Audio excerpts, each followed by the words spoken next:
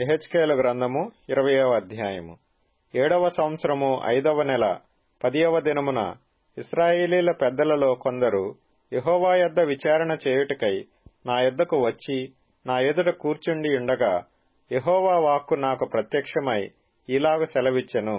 నరపుత్రుడా, నీవు ఇశ్రాయేలీల పెద్దలతో ఇట్లనము, ప్రభువగు యెహోవా సెలవిచ్చినదేమనగా, నా యొద్ద విచారణ చేయుటకు మీరు వచ్చుచున్నారే, నా జీవము తోడు, నా వలన ఏ ఆలోచన అయినను మీకు దొరకదు. ఇదే ప్రభువకు యెహోవా వాక్కు. వారికి న్యాయము తీర్చుదువా? నరపుత్రుడా, వారికి న్యాయము తీర్చుదువా? వారి పితరులు చేసిన హేయ కృత్యములను వారికి తెలియజేయము. ఎట్లనగా, ప్రభువైన యెహోవా ఇలాగు సెలవిచ్చుచున్నాడు, నేను ఇశ్రాయేలును ఏర్పరచుకొనిన నాడును, యాకోబు సంతతికి ప్రమాణము చేసిన నాడును, ఐగుప్తు దేశమందు నన్ను వారికి ప్రత్యక్షపరచుకొని ప్రమాణము చేసి, నేను మీ దేవుడనైన యెహోవానని నేను ప్రకటించిన కాలమున వారిని ఐగుప్తు దేశములో నుండి రప్పించి వారి కొరకు నేను విచారించినదియు పాలుతేనెలు ప్రవహించునదియు సకల దేశములకు ఆభరణమైనదియునైన దేశములోనికి తోడుకొని పోయేదనని చెప్పిన కాలముననే నేను ప్రమాణము చేసితిని. అప్పుడు నేను మీ దేవుడనైన యెహోవాను. మీలో ప్రతివాడు తనకిష్టమైన హేయ కృత్యములను విడిచిపెట్టవలెను. ఐగుప్తీయుల విగ్రహములను పూజించుట చేత మిమ్మును మీరు అపవిత్రపరచుకొనకుండవలెను అని నేను ఆజ్ఞాపించితిని. అయితే వారు నా మాట విననొల్లక నా మీద తిరుగుబాటు చేసి తమకిష్టమైన హేయ కృత్యములు చేయుట మానలేదు, ఐగుప్తీయుల విగ్రహములను పూజించుట మానలేదు. గనుక వారు ఐగుప్తీయుల దేశములో ఉండగానే నేను నా రౌద్రము వారి మీద కుమ్మరించి నా కోపము వారి మీద తీర్చుకొందునని అనుకొంటిని. అయితే ఏ అన్యజనుల ఎదుట నన్ను నేను బయలుపరచుకొంటినో, ఏ అన్యజనుల మధ్య వారుండిరో, ఆ అన్యజనులలో వారున్న అన్యజనుల ఎదుట వారికి నన్ను బయలుపరచుకొంటిని. నా నామమునకు దూషణ కలగకుండుటకై అలాగు చేయుట మాని, ఆ జనులు చూచుచుండగా నా నామ ఘనత కొరకు నేను వారిని ఐగుప్తు దేశములో నుండి రప్పించితిని. వారిని ఐగుప్తు దేశములో నుండి రప్పించి అరణ్యములోనికి తోడుకొని వచ్చి వారికి నా కట్టడలను నియమించి నా విధులను వారికి తెలియజేసితిని. ఎవడైనా వాటిని అనుసరించిన ఎడల వాటిని బట్టి బ్రతుకును. మరియు యెహోవానగు నేనే వారిని పవిత్రపరచువాడనని వారు తెలుసుకొనున్నట్లు నాకును వారికిని మధ్య విశ్రాంతి దినములను వారికి సూచనగా నేను నియమించితిని. అయితే అరణ్యమందు ఇశ్రాయేలీలు నా మీద తిరుగుబాటు చేసి నా కట్టడలననుసరింపక తాము అనుసరించి బ్రతకవలెనని నేనిచ్చిన విధులను తృణీకరించి నేను నియమించిన విశ్రాంతి దినములను అపవిత్రపరచగా, అరణ్యమందు నా రౌద్రాగ్ని వారి మీద కుమ్మరించి వారిని నిర్మూలము చేయుదుననుకొంటిని.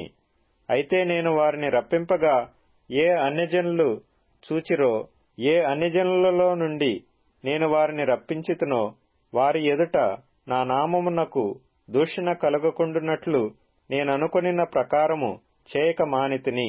మరియు తమకిష్టమైన విగ్రహములను అనుసరింపవలనని కోరి వారు నా విధులను తృణీకరించి నా కట్టడలను అనుసరింపక నేను నియమించిన విశ్రాంతి దినములను అపవిత్రపరచగా, ఇచ్చేదనని నేను సెలవిచ్చినట్టియు పాలుతేనెలు ప్రవహించునట్టియునైన సకల దేశములకు ఆభరణమునగు దేశములోనికి వారిని రప్పింపనని వారు అరణ్యములో ఉండగానే నేను ప్రమాణము చేసితిని. అయినను వారు నశించిపోకుండునట్లు వారి యందు కనికరించి అరణ్యములో నేను వారిని నిర్మూలము చేయకపోతిని. వారు అరణ్యములో ఉండగానే వారి పిల్లలతో ఈలాగు సెలవిచ్చితిని, మీరు మీ తండ్రుల ఆచారములను అనుసరింపకయు వారి పద్ధతులను బట్టి ప్రవర్తింపకయు వారు పెట్టుకొనిన దేవతలను పూజించి మిమ్మును మీరు అపవిత్రపరచుకొనకయు నుండుడి. మీ దేవుడనైన యెహోవాను నేనే. గనుక నా కట్టడలననుసరించి నా విధులను గైకొని నేను నియమించిన విశ్రాంతి దినములను ఆచరించుడి. నేను మీ దేవుడనైన యెహోవానని మీరు తెలుసుకొనినట్లు ఆ విశ్రాంతి దినములు నాకును మీకును మధ్యను సూచనగా ఉండును. అయినను ఆ జనులు సహా నా మీద తిరుగుబడి తామనుసరించి బ్రతకవలనని నేనిచ్చిన నా కట్టడలను అనుసరింపకయు నా విధులను గైకొనకయు నేను నియమించిన విశ్రాంతి దినములను అపవిత్రపరచిరి గనుక వారు అరణ్యములో ఉండగానే నేను నా రౌద్రాగ్ని వారి మీద కుమ్మరించి నా కోపము వారి మీద తీర్చుకొందునని అనుకొంటిని. అయితే నేను ప్రత్యక్షమైన అన్యజనుల మధ్య నా నామమునకు దూషణ కలగకుండునట్లు ఏ జనులలో నుండి వారిని రప్పించితినో ఆ జనులు చూచుచుండగా నా హస్తము వెనుకకు తీసి నా వాగ్దానము నెరవేర్చితిని. మరియు వారు నా విధులను అనుసరింపక నా కట్టడలను తృణీకరించి నేను విధించిన విశ్రాంతి దినములను అపవిత్రపరచి తమ పితరులు పెట్టుకొనిన విగ్రహములను పూజింపగోరగా అన్యజనులలో వారిని చెదరగొట్టి సకల దేశములలోనికి వారిని వెళ్లగొట్టుదునని ప్రమాణము చేసితిని. నేను యెహోవానని వారు తెలుసుకొనున్నట్లు వారిని విస్మయము నొందింపవలనని అనుకూలము కాని కట్టడలను తాము బ్రతుకుటకు ప్రయోజనకరములు కాని విధులను వారికిచ్చితిని. తొలిచూలిని అగ్నిగుండము దాటించి బలిదానముల నిచ్చుట చేత తమ్మును తాము అపవిత్రపరచుకొననిచ్చితిని. కాబట్టి నరపుత్రుడా, ఇశ్రాయేలీలతో మాటలాడి ఇట్లు ప్రకటింపుము. ప్రభువగు యెహోవా సెలవిచ్చినదేమనగా, మీ పితరులు నా ఎడల అతిక్రమము చేసి నన్ను దూషించి వారికిచ్చెదనని నేను ప్రమాణపూర్వకముగా చెప్పిన దేశములోనికి నేను వారిని రప్పించిన తరువాత ఎత్తైన యొక్క కొండనే గాని దట్టమైన యొక్క వృక్షమునే గాని తాము చూచినప్పుడెల్లను బలులు అర్పించుచు అర్పణలను అర్పించుచు అక్కడ పరిమళ ధూపము ప్రతిష్ఠించుచు పానార్పణములు చేయుచు నాకు కోపము పుట్టించిరి. మీరు పోవుచున్న ఉన్నత స్థలములేమిటని నేనడిగితిని. కాబట్టి ఉన్నత స్థలమును పేరు నేటి వరకు వాడుకలోనున్నది. కావున ఇశ్రాయేలీలకు ఈ మాట ప్రకటింపుము. ప్రభువైన యెహోవా సెలవిచ్చినదేమనగా, మీ పితరుల రీతిని మీరును అపవిత్రులైతిరే. వారు పెట్టుకొనిన విగ్రహములను అనుసరించుచు మీరును వ్యభిచారులైతిరే. నేటి వరకును మీరు అర్పణలను అర్పించి మీ కుమారులను అగ్నిగుండా దాటించినప్పుడు మీరు పెట్టుకొనిన విగ్రహములన్నిటికీ పూజ చేసి అపవిత్రులగుచున్నారే. ఇశ్రాయేలీలారా, నా యొద్ద మీరు విచారణ చేయుదురా? నా జీవము తోడు నా వలన ఆలోచన మీకు దొరకదు. ఇదే ప్రభువైన యెహోవా వాక్కు. అన్యజనులేమి భూమి మీది ఏ జనులేమి చేయునట్లు మేము కొయ్యలకును రాళ్లకును పూజ చేతుమని మీరనుకొనుచున్నారే. మీరు ఇచ్చేయించిన దాని ప్రకారం ఎన్నటికినీ జరుగదు. నా జీవము తోడు నా రౌద్రము కుమ్మరించుచు బాహుబలముతోనూ చాచిన చేతితోనూ నేను మీపైన అధికారము చేసెదను. మరియు నేను రౌద్రము కుమ్మరించుచు బాహుబలముతోనూ చాచిన చేతితోనూ మిమ్మును చెదరగొట్టిన ఆయా దేశములలో నుండియు జనులలో నుండియు నేను మిమ్మును సమకూర్చి జనములున్న అరణ్యములోనికి మిమ్మును రప్పించి అక్కడ ముఖాముఖిగా మీతో వ్యాజ్యమాడెదను. ఇదే యెహోవా వాక్కు.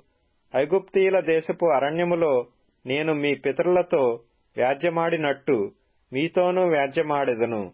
ఇదే ప్రభువైన యెహోవా వాక్కు. చేతికర్ర క్రింద మిమ్మును దాటించి నిబంధనకు లోపరచెదను. మరియు నా మీద తిరుగుబడు వారిని దోషము చేయు వారిని మీలో ఉండకుండా ప్రత్యేకించెదను. తాము కాపురమున్న దేశములో నుండి వారిని రప్పించెదను. గాని నేను యెహోవానని మీరు తెలుసుకొనున్నట్లు వారు ఇశ్రాయేలు దేశములో ప్రవేశించరు. ఇశ్రాయేలు ఇంటివారలారా, మీరు నా మాట వినని ఎడల మీరు పెట్టుకొనిన విగ్రహములను మీకిష్టమైనట్టుగా పూజించుకొనుడి. గాని మీ అర్పణల చేతను మీ విగ్రహముల చేతను నా పరిశుద్ధ నామమును అపవిత్రపరచకుడి అని ప్రభువైన యెహోవా సెలవిచ్చుచున్నాడు. నిజముగా ఇశ్రాయేలీల ఉన్నతమైన కొండయగు నా పరిశుద్ధ పర్వతమందు దేశములోనున్న ఇశ్రాయేలీలందరూ నాకు సేవ చేయుదురు. ఇదే ప్రభువైన యెహోవా వాక్కు. అచ్చటనే నేను వారిని అంగీకరించెదను. అచ్చటనే మీ ప్రతిష్ఠితమైన అర్పణలను మీ ప్రథమ ఫలదానములను ప్రతిష్ఠితములగు మీ కానుకలనన్నిటినీ నేను అంగీకరించెదను. జనములలో నుండి నేను మిమ్మును రప్పించినప్పుడును, మిమ్మును చెదరగొట్టి ఆయా దేశములలో నుండి మిమ్మును సమకూర్చినప్పుడును పరిమళ ధూపముగా మిమ్మును అంగీకరించెదను. అన్యజనుల ఎదుటను మీ మధ్యను నన్ను నేను పరిశుద్ధపరచుకొందును. మీ పితరులకిచ్చేదనని నేను ప్రమాణపూర్వకముగా చెప్పిన దేశమునకు, అనగా ఇశ్రాయేలీల దేశమునకు నేను మిమ్మును రప్పించినప్పుడు నేనే యెహోవానని మీరు తెలుసుకొందురు. అచ్చట చేరి మీ ప్రవర్తనను, మిమ్మును మీరు అపవిత్రపరచుకొనిన మీ క్రియలన్నిటినీ మనస్సునకు తెచ్చుకొని, మీరు చేసిన దుష్క్రియలను బట్టి మిమ్మును మీరే అసహ్యించుకొందురు. ఇశ్రాయేలీలారా, మీ దుర్మార్గతను బట్టియు మీ కాని చేష్టలను బట్టియు కాక నా నామమును బట్టియే నేను మీకిలాగున చేయగా నేనే యెహోవానని మీరు తెలుసుకొందురు. ఇదే యెహోవా వాక్కు. మరియు యెహోవా వాక్కు నాకు ప్రత్యక్షమై ఇలాగు సెలవిచ్చెను. నరపుత్రుడా, నీ ముఖము దక్షిణపు తట్టు త్రిప్పుకొని దక్షిణ దేశమునకు ప్రకటింపుము. దక్షిణ దేశపు అరణ్యమును గూర్చి ప్రవచించి ఇట్లనుము. దక్షిణ దేశమా, యెహోవా మాట ఆలకించుము. ప్రభువైన యెహోవా సెలవిచ్చినదేమనగా, నేను నీలో అగ్ని రాజబెట్టెదను. అది నీలోనున్న పచ్చని చెట్లన్నిటినీ, ఎండిన చెట్లన్నిటినీ దహించును. అది ఆరిపోకుండా నుండును. దక్షిణ దిక్కు మొదలుకొని ఉత్తర దిక్కు వరకు భూముఖమంతయు దాని చేత కాల్చబడును. అది ఆరిపోకుండా యెహోవానైన నేను దానిని రాజబెట్టితినని సమస్తమైన జనులకు తెలియబడును. అయ్యో ప్రభువా యెహోవా, వీడు గూఢమైన మాటలు పలుకువాడు కాడా అని వారు నన్ను గూర్చి చెప్పుదురని నేనంటిని. యెహెజ్కేలు గ్రంథము 21వ అధ్యాయము. అప్పుడు యెహోవా వాక్కు నాకు ప్రత్యక్షమై ఇలాగు సెలవిచ్చెను. నరపుత్రుడా, యెరూషలేము తట్టు నీ ముఖము త్రిప్పుకొని పరిశుద్ధ స్థలములను బట్టి ఇశ్రాయేలీల దేశమును గూర్చి ప్రవచించి ఇట్లనుము. యెహోవా సెలవిచ్చినదేమనగా, నేను నీకు విరోధినైతిని. నీతిపరులనేమి దుష్టులనేమి ఎవరూ నుండకుండా అందరినీ నిర్మూలము చేయుటకై నా ఖడ్గము వరదూసియున్నాను. నీతిపరులేమి దుష్టులేమి ఎవరినూ మీలో ఉండకుండా దక్షిణ దిక్కు మొదలుకొని ఉత్తర దిక్కు వరకు అందరినీ నిర్మూలము చేయుటకై నా ఖడ్గము దాని వరలో నుండి బయలుదేరియున్నది. యెహోవానైన నేను నా ఖడ్గము మరలా వరలో పడకుండా దాని దూసియున్నానని జనులందరూ తెలుసుకొందురు. కావున నరపుత్రుడా, నిట్టూర్పు విడువుము. వారు చూచుచుండగా నీ నడుము బద్దలగునట్లు మనోదుఃఖముతో నిట్టూర్పు విడువుము. నీవు నిట్టూర్పు విడిచెదవేమని వారు నిన్నడుగుగా, నీవు శ్రమదినము వచ్చుచున్నదను దుర్వార్త నాకు వినబడినది. అందరి గుండెలు కరిగిపోవును, అందరి చేతులు బలహీనమవును, అందరి మనస్సులు అధైర్యపడును, అందరి మోకాళ్లు నీరవును. ఇంతగా కీడు వచ్చుచున్నది, అది వచ్చేయున్నది అని చెప్పుము. ఇదే యెహోవా వాక్కు. కీర్తనల గ్రంథం 126వ కీర్తన. సియోనుకు తిరిగి వచ్చిన వారిని యెహోవా చెరలో నుండి రప్పించినప్పుడు మనము కలకనిన వారి వలె నుంటిమి. మన నోటి నిండా నవ్వుండెను, మన నాలుక ఆనందగానముతో నిండియుండెను. అప్పుడు యెహోవా నీ కొరకు గొప్ప కార్యములు చేసెనని అన్యజనులు చెప్పుకొనిరి. యెహోవా మన కొరకు గొప్ప కార్యములు చేసియున్నాడు. మనము సంతోషభరితులమైతిమి. దక్షిణ దేశములో ప్రవాహములు పారునట్లుగా యెహోవా చెరపట్టబడిన మా వారిని రప్పించుము. కన్నీళ్లు విడిచుచు విత్తువారు సంతోషగానముతో పంట కోసెదరు. పిడికెడు విత్తనములు చేత పట్టుకొని ఏడ్చుచు పోవు విత్తువాడు సంతోషగానము చేయుచు పనలు మోసుకొని వచ్చును. సామెతల గ్రంథం 28వ అధ్యాయము. ఎవడును తరమకుండనే దుష్టుడు పారిపోవును. నీతిమంతులు సింహము వలె ధైర్యముగానుందురు. దేశస్థుల దోషము వలన దాని అధికారులు అనేకులగుదురు. బుద్ధి జ్ఞానములు గలవారి చేత దాని అధికారము స్థిరపరచబడును. బీదలను బాధించు దరిద్రుడు ఆహార వస్తువులను ఉండనీయక కొట్టుకొనిపోవు వానతో సమానుడు. యాకోబు రాసిన పత్రిక 1వ అధ్యాయము.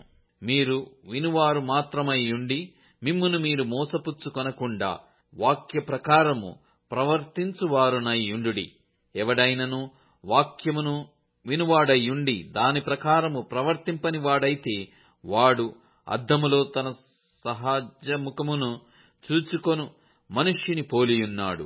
వాడు తన్ను చూచుకొని అవతలికి పోయి తానెట్టివాడో వెంటనే మరిచిపోవును గదా. అయితే స్వాతంత్ర్యమునిచ్చు సంపూర్ణమైన నియమములో తేరిచూచి నిలకడగా ఉండువాడెవడో వాడు విని మర్చువాడు కాక క్రియను చేయువాడయ్యుండి తన క్రియలో ధన్యుడగును. ఎవడైనను నోటికి కళ్ళెము పెట్టుకొనక తన హృదయమును మోసపర్చుకొనుచు భక్తిగలవాడని అనుకొనిన ఎడల వాని భక్తి వ్యర్థమే. తండ్రి అయిన దేవుని ఎదుట పవిత్రమును నిష్కలంకమునైన భక్తి ఏదనగా దిక్కులేని పిల్లలను విధవరాండ్రను వారి ఇబ్బందిలో పరామర్శించుటయు ఇహలోక మాలిన్యము తన కంటకుండా తన్ను తాను కాపాడుకొనుటయునే. యాకోబు రాసిన పత్రిక 2వ అధ్యాయము. నా సహోదరులారా, మహిమా స్వరూపియగు మన ప్రభు అయిన యేసు క్రీస్తును గూర్చిన విశ్వాస విషయములో మోమాటము గలవారై యుండకుడి.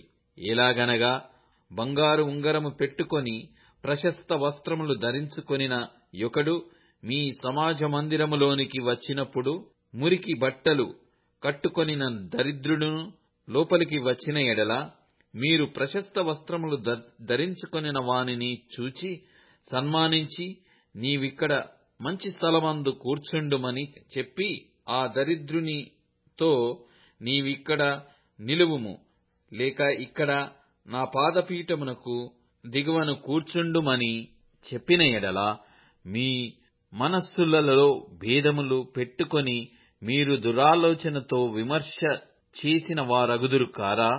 నా ప్రియ సహోదరులారా, ఆలకించుడి. ఈ లోక విషయములో దరిద్రులైన వారిని విశ్వాసమందు భాగ్యవంతులుగాను తన్ను ప్రేమించు వారికి తాను వాగ్దానము చేసిన రాజ్యమునకు వారసులుగాను ఉండుటకు దేవుడేర్పరచుకొనలేదా? అయితే మీరు దరిద్రులను అవమానపరచుదురు, ధనవంతులు మీ మీద కఠినముగా అధికారము చూపుదురు. మిమ్మును న్యాయసభలకు ఈడ్చున్నవారు వీరేగాదా? మీకు పెట్టబడిన శ్రేష్టమైన నామమును దూషించువారు వీరేగదా? మెట్టుకు నీవలె నీ పొరుగువాని ప్రేమించుమను లేఖనములో ఉన్నట్టి ప్రాముఖ్యమైన ఈ ఆజ్ఞను మీరు నెరవేర్చిన ఎడల బాగుగానే ప్రవర్తించువారగుదురు. మీరు పక్షపాతము గలవారైతే ధర్మశాస్త్రము వలన అపరాధులని తీర్చబడి పాపము చేయువారగుదురు. ఎవడైనను ధర్మశాస్త్రమంతయు గైకొనియు ఒక ఆజ్ఞ విషయములో తప్పిపోయిన ఎడల ఆజ్ఞలన్నిటి విషయములో అపరాధి యగును. వ్యభిచరింపవద్దని చెప్పినవాడు నరహత్య చేయవద్దనియు చెప్పెను గనుక నీవు వ్యభిచరింపకపోయినను నరహత్య చేసిన ఎడల ధర్మశాస్త్ర విషయములో నపరాధివైతివి. స్వతంత్ర్యము ఇచ్చు నియమము చొప్పున తీర్పు పొందబోవు వారికి తగినట్టుగా మాటలాడుడి, అలాగుననే ప్రవర్తించుడి. కనికరము చూపనివాడు కనికరము లేని తీర్పు పొందును. కనికరము తీర్పును మించి అతిశయపడును. నా సహోదరులారా, క్రియలు లేనప్పుడు ఎవడైనను తనకు విశ్వాసము కలదని చెప్పిన ఎడల ఏమి ప్రయోజనము? అట్టి విశ్వాసమతని రక్షింపగలదా? సహోదరుడైనను సహోదరి అయినను దిగంబరులై ఆనాటి భోజనము లేకయున్నప్పుడు మీలో ఎవడైనను శరీరమునకు కావలసిన వాటిని ఇయ్యక సమాధానముగా వెల్లుడి, చలి కాచుకొనుడి, తృప్తి పొందుడని చెప్పిన ఎడల ఏమి ప్రయోజనము? అలాగే విశ్వాసము క్రియలు లేనిదైతే అది ఒంటిగా ఉండి మృతమైనదగును.